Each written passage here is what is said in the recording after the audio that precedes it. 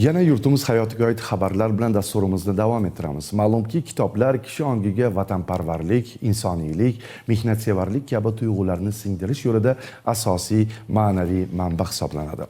Shu bois mamlakatimizda mutolaasevarlar safini kengaytirishga xizmat qilayotgan yosh kitobxon oila tanlovi o'tkazilmoqda. Navbatdagi reportajimizda Toshkent viloyatidagi hududiy bosqich tafsilotlari haqida so'z boradi.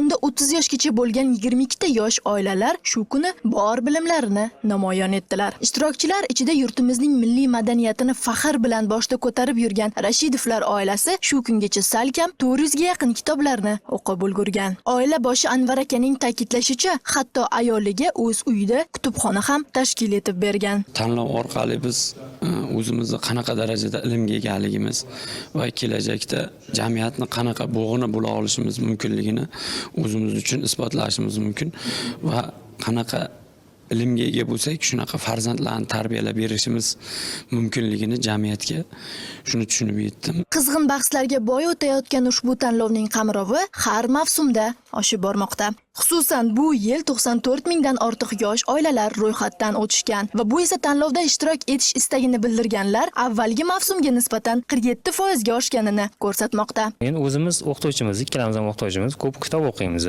va o'sha tanlovda ham qatnashib ko'rish xohish paydo bo'ldi. Natijada shu qatnashib, Xudoga shukr, men nasib qilgan ekan, ikkinchi marta qatnashib ham respublika bosqichiga yo'llanma oldik. Yosh kitobxon oila tanlovi bu nafaqat musobaqa, balki oilaviy birlik va ijodiy fikr almashish platformasi.